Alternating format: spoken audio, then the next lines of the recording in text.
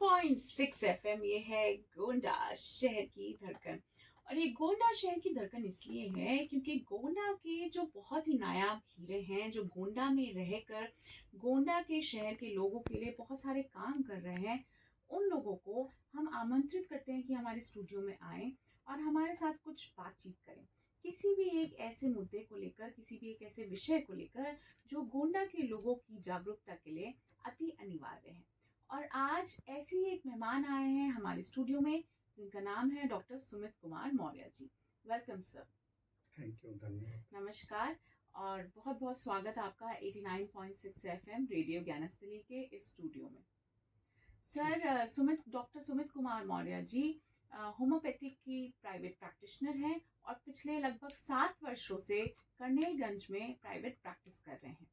तो सर, सबसे पहले तो मैं आपको वेलकम करूंगी और मैं ये पूछना चाहूंगी सर कि होम्योपैथी कितनी इम्पोर्टेंट देन है इस दुनिया को। मुझे यहाँ पर इनवाइट किया। होम्योपैथी जो हमारी है वो एक वैकल्पिक चिकित्सा प्रणाली है जिसमें लाइक क्योर लाइक्स का सिद्धांत है जी। और हमारी होम्योपैथी का ऐसा मानना है कि जो पदार्थ किसी भी बीमारी को उत्पन्न करते हैं, सेम वही पदार्थ अगर हम उसको मेडिसिनल फॉर्म में देते हैं तो वो उस बीमारी को भी नष्ट कर देते हैं। यानी कि काट का उपाय काट। जी, जैसे को तैसा। जैसे को तैसा। जी। बहुत ही अच्छे से आपने समझाया। मतलब होम्योपैथी हम सुनते हैं, जानते हैं, पर आज आपने जो एक एंगल होम्योपैथी का बताया है कि ईंट का जवाब पत्थर से, जैसे को तैसा, उसी का नाम होम्योपैथी है। एंड इसके साइड इफेक्ट्स बहुत कम होते हैं। बिल्कुल कोई साइड इफेक्ट नहीं होता जी। No side effect. जी सर। तो सर, ये बताएं कि राष्ट्रीय नेत्रदान पखवाड़ा चल रहा है और ये हर वर्ष 25 अगस्त से लेकर 8 सितंबर तक मनाया जाता है। नेत्रदान के महत्व के बारे में व्यापक पैमाने पर जागरूकता पैदा करना ही नेत्रदान पखवाड़ा का उद्देश्य होता है। मृत्यु के कितने घंटे बाद नेत्रदान किया जा सकता है? मृत्यु दान कर सकते हैं। तो सर, मेरा एक सवाल ये है कि जैसे मैं नेत्रदान करना चाहती हूँ तो मुझे कहाँ जाना चाहिए, कहाँ कौन सा फॉर्म भरना चाहिए या कहाँ मुझे रजिस्टर करना चाहिए नेत्रदान के लिए? जैसा कि जानकारी में है कि नेत्रदान के लिए जगह जगह पर सरकारी आई बैंक्स बनाए गए हैं। जी। आप डिस्ट्रिक्ट हॉस्पिटल, अपने नज़दीक के डिस्ट्रिक्ट हॉस्पिटल में संपर्क करके वहाँ पे आई बैंक्स उपलब्ध हैं।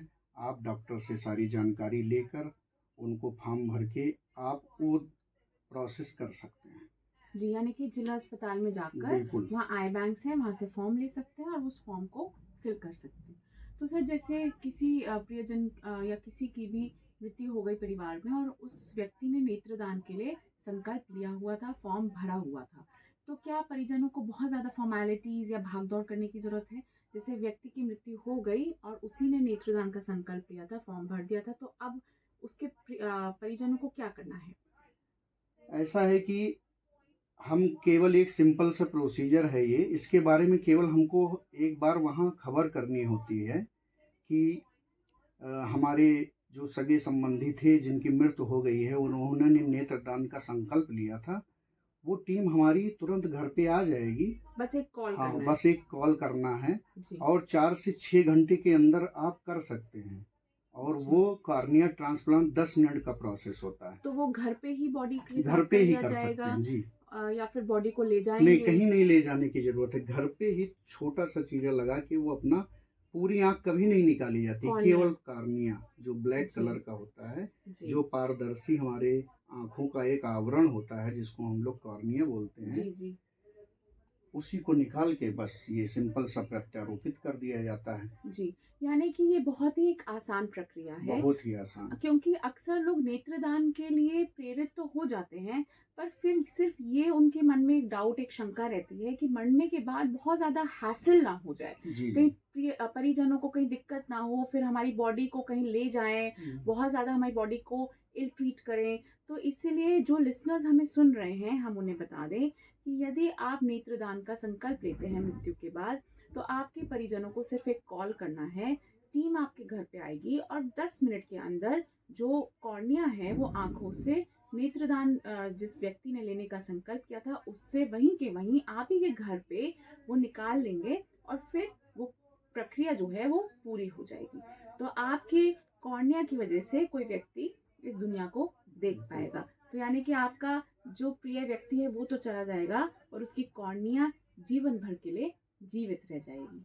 तो सर मेरा एक और सवाल है जो कि बहुत इंटरेस्टिंग लग रहा है ये पूरा इंटरव्यू मुझे, और एक नॉर्मल इंसान की तरह से मैं पूछना चाहती हूँ कि यदि किसी की आंखों में कोई प्रॉब्लम है, जैसे कि विजन का इशू है, आईसाइट कम है, या मायोपिया या हेट्रोमायोपिया है, जो भी है, मतलब नज़दीक की आंख कम है या दूर की दूर आंख दृष्टि। दृष्टि उसमें कुछ त्रुटि है, तो वो भी नेत्रदान कर सकते हैं?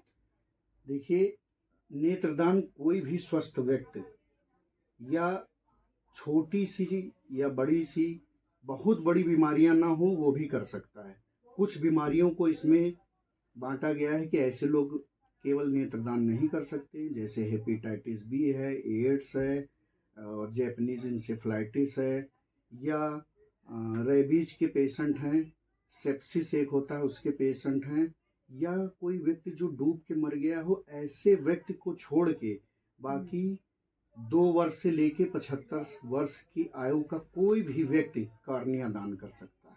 बहुत ही दिलचस्प आपने बात बताई। 2 वर्ष तो बहुत ही कम आयु होती है।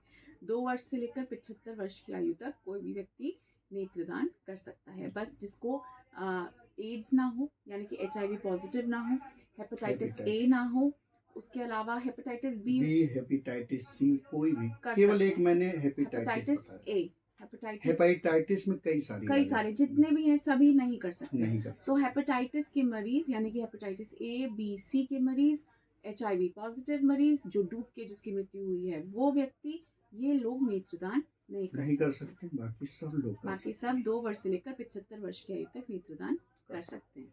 तो सर 2025 नेत्रदान पखवाड़े का थीम क्या है? 2025 नेत्रदान का पखवाड़ा जो है उसका एक विषय चुना गया है जी जिसको हम लोग संक्षिप्त में कहते हैं कि रोज हीरो।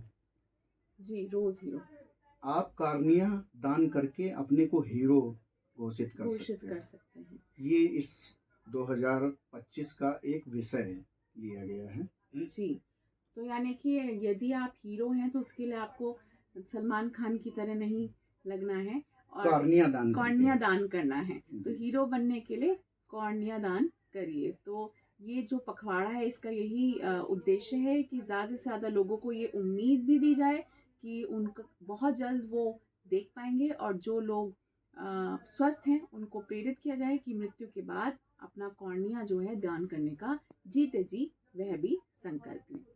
तो सर होम्योपैथिक का कितना रोल है आई हेल्थ में, यानी कि अगर हमारे आई स्पेशलिस्ट उनको कोई ड्रॉप्स देता है डालने की, कुछ खाने की भी दवाएं दी जाती हैं, तो होम्योपैथी किस तरह से आई डिफॉल्ट्स को ठीक करती है, आई डिफेक्ट्स को ठीक करती है? कि होम्योपैथी में आई के बहुत सारे रोगों का निदान हम लोग करते हैं। जी सर। छोटी मोटी परेशानी पे भी आप होम्योपैथी का यूज कर सकते हैं। जैसे बड़े कोई आँख के स्पेशलिस्ट के पास आप भाग के जाएंगे तो लोगों में जागरूकता ना होने की वजह से बड़े बड़े आई स्पेशलिस्ट के पास लोगों को जाना पड़ता है। जैसे अचानक से किसी की आँख में चोट लग गई, लालीपन आ गया, या किसी ने घूंसा मार दिया, या कुछ भी हो जाए, तो उसमें आप एक कुशल होम्योपैथिक चिकित्सक के पास जाएंगे तो बहुत सारी ऐसी जो उस समय के लक्षण के ऊपर आधारित हमारी होम्योपैथी होती है, दवा दिया जाता है जिससे व्यक्ति को, जैसे कहने का है कि बहुत होम्योपैथी देर में फायदा करती है, तो इतना अच्छा रिजल्ट है कि तुरंत के तुरंत लाभ मिलता है। 1-2 दिन में बिल्कुल चीज़ें सेटल हो जाती हैं। जी, अक्सर एक्चुअली होम्योपैथिक को लोग इसलिए अवॉइड करते हैं, विश्वास लोगों का होम्योपैथी में है, बट अवॉइड इसलिए करते हैं कि उसके रिजल्ट्स बहुत डिलेड हैं, बहुत देर से रिजल्ट्स मिलते हैं और बहुत वेट करना पड़ता है। बट आज आपके माध्यम से हमारे लिसनर्स को और मुझे भी स्वयं ये ज्ञात हुआ कि होम्योपैथी के रिजल्ट्स भी, जैसे आंखों में कोई त्रुटि हो गई है, कोई चोट लग गई है, तो बहुत जल्दी आपको मिलेंगे। और सर इसके अलावा होम्योपैथी कौन कौन से आई डिफेक्ट्स को ट्रीट कर सकती है और कैसे?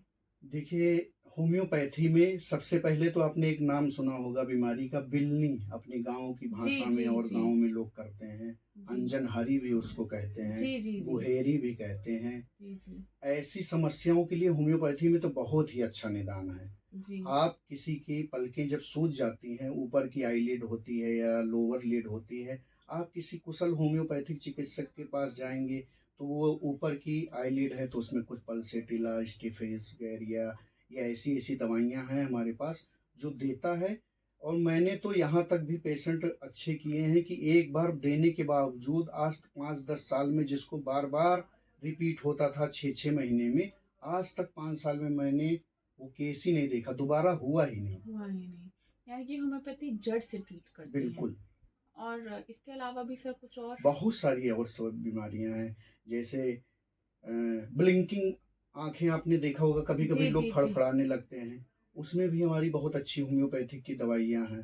और उनका मज़ाक उड़ाते हैं परिवार वाले। हाँ, कहेंगी कि आपको कोई मतलब याद कर रहा है या ऐसे ही चीज़ों से रिलेट कर देते हैं कि आप पलक बार-बार क्यों झपक रहे और हो। उनको देख के कई बार बच्चों को भी बार-बार पलक झपकने की आदत हाँ, हो जाती जबकि है। ऐसा होता है वो मसल्स का एक कॉन्ट्रैक्शन रिफ्लक्स होता होता है, है। रिफ्लेक्स होता है, उसके जी। कारण है। तो उसमें हमारी बहुत अच्छी-अच्छी दवाइयाँ हैं मसल्स के रिफ्लेक्शन में, जैसे यूफ्रेसिया है, रूटा है और कई सारी ऐसी दवाइयाँ हैं जी, जो जी। बिल्कुल हम लोग देते हैं और पेशेंट को ट्रीट हो क्योर जाता है। क्योर हो क्योर जाता है। शब्द है हमारे में। जी, क्योर हो जाता मतलब है। हम ठीक नहीं करते, हम तो क्योर करते हैं। क्योर करते हैं। जी, बिल्कुल। तो ये सब होम्योपैथी के कुछ मिरेकल्स के बारे में आपने बताया। और इस नेत्रदान पखवाड़ा में कुछ और आप कंट्रीब्यूट करना चाहते हैं या लिसनर्स को कोई और मैसेज देना चाहते हैं 89.6 एफएम के माध्यम से? नेत्रदान के महत्व के बारे में जैसा कि व्यापक तरीके से समाज में जन जागरूक पैदा करना ही हम लोगों का मेन लक्ष्य है। तो बस लोगों से यही कहना चाहता हूँ कि लोगों की मृत्यु के बाद अपनी आँखें आप दान कर सकते हैं। बस उसकी शपथ लेने की ज़रूरत है, एक नया हीरो बनने की ज़रूरत है जी। कि आप बिना घबराए बिल्कुल छोटा-सा प्रोसीजर के माध्यम से आपकी पूरी आँख कभी नहीं निकाली जाएगी।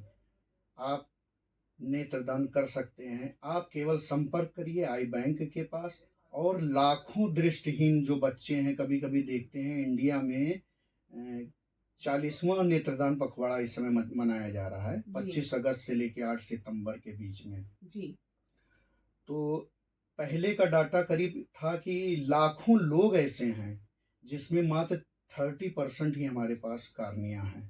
लाखों लोग में ऐसे हैं जिनको अभी भी नेत्र की आवश्यकता है। आपका एक छोटा-सा प्रयास लोगों को आँखों का सहारा बन अनमोल सकता है। अनमोल दान दे आँखें जाएगा। हैं तो जहान है, आँखें अनमोल हैं, बाकी आँखों के ऊपर तो क्या ही कहें।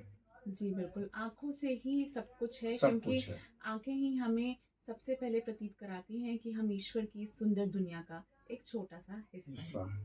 तो ये थे हमारे साथ डॉक्टर सुन सुमित कुमार मौर्य जी।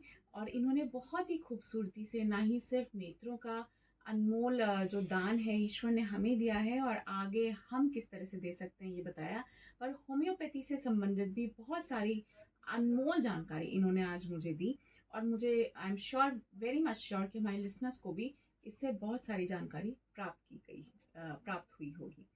तो आइए हम सब मिलकर जीते जी नेत्रदान का संकल्प लें और अपने इस दान से किसी के अंधेरे जीवन में रोशनी की किरण बिखेरें। बहुत बहुत धन्यवाद। Thank you sir. धन्यवाद आप नमस्कार।